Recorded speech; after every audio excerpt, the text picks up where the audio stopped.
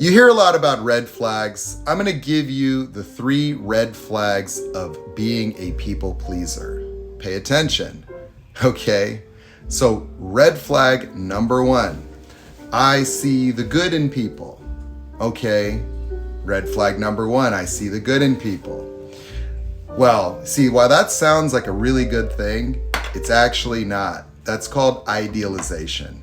That is an adaptive strategy children take on in abuse relationships with parents. You see, they will take a snapshot of that parent when they're in like a good mood, and then they will take that good mood that might be 10% out of 90 and stretch it to 100. And that is now their mom or their dad.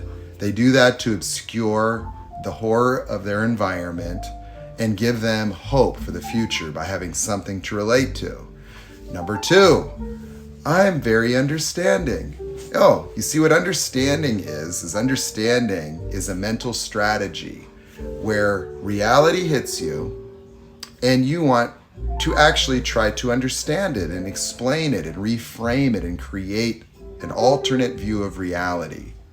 So when you often hear people say, I'm just confused, well, that confusion comes from their understanding process. You see, being analytical and trying to understand is a strategy that people pleasers incorporate to let other people off the hook in preservation of the idealization. I see the good in people. And so when you see the good in people and then you go to understand those people, you listen to excuses. You explain their behavior. You'll often hear a people pleaser say something, well, he was traumatized as a child. You see, the understanding of a people pleaser seeks out justifications, plausible reasons, excuses, understandings, deeper knowledge as a way to prevent them from being hurt by something they've just seen. If they could excuse the behavior, they don't have to be impacted or offended by it or afraid of it, or what they can do is they can maintain the idealization of that individual to preserve their fantasy. Now, what would number 3 be? So we've got the idealization, i.e., I see the good in people. Then we have the I'm understanding. Now, what's the next one? I'm happy making other people happy. Well, that sounds like a very admirable trait that people pleasers tout.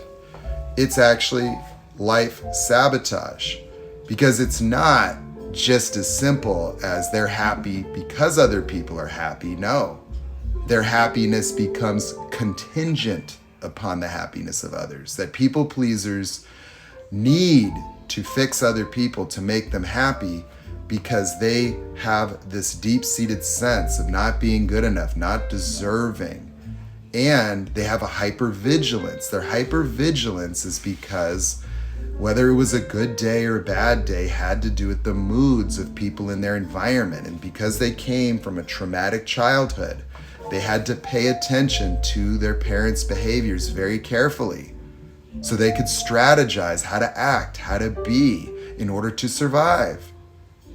And so people pleasers see sadness, they see negative emotions, and they attack those to fix them instinctively, compelled by guilt, compelled by fear. They go to fix other people because that is a childhood survival strategy that gave an illusion of control. You see, people pleasing is a control strategy in order to stabilize an environment, in order to have an effect on the moods, emotional states of people that have implications in terms of our own happiness, security, safety, and love. That people pleasing is a codependent strategy that created for the child an experience of control in an environment they had no control. You see, people pleasing is an illusion where you think that you can fix other people. See, that illusion is what compelled them to experience, happiness as a possibility, to not be totally traumatized in a very traumatizing environment where they could be numb, You see, being analytical numbs them out. They understand things instead of feel them. Instead of just getting blunt force trauma from reality hitting a person, they will then take that and reprocess it, reframe it, try to understand it. Analytical people can disconnect from reality, like a robot, like a computer, and start trying to understand and figure things out, often perpetuating a lot of dysfunction because the answers are obvious and clear just through observation what is happening, but not to somebody that keeps reanalyzing. That's why people pleasers and codependents will often display confusion, because there will start to be a bifurcation between what their conscious mind is seeing and the process and the outcome of their own analysis, or these experiences of internalized guilt and invalidation, like it might be my fault. And so all of these structures work together. You idealize the parent, you relate to them as a good person. When they devalue you, you devalue yourself to preserve the idealization. You can add a layer of explaining their behavior. Well, he was not that bad, he's traumatized, it's not his fault. Maintain the idealization. Now you feel responsible for accommodating the trauma. This person's hurt, and so you're even more compelled to absorb responsibility, even responsibility in trying to help heal or fix or change other people. And so, there's three dynamics at play. We've got the I see the good in people, I'm understanding, and I love to make people happy. I'm happy when they're happy. This people-pleasing playbook is what causes them to attach in relationships, trying to fix people, unable to fully see the abuse. They try to understand things, to explain it in different terms, to avoid the impact of it, in order to protect themselves from trauma. And the unfortunate reality is doing this in adulthood will have them obscure the reality of the nature of people in their lives, that they will appear very naive. They can be used very easily because they're always trying to make people happy. You present unhappiness to them and they want to fix it. That people pleasers have trouble saying no. They're afraid of saying no. You see, they're blocked from saying no because they were punished or abused or guilt tripped as children. And so no would create conflict. People pleasers will say things, I just don't like conflict. And that's why they lose power in relationships, is because they have difficulty saying no. And then they will agree to do things to try to make people happy. And then they will pretend to be nice, like they will be nice.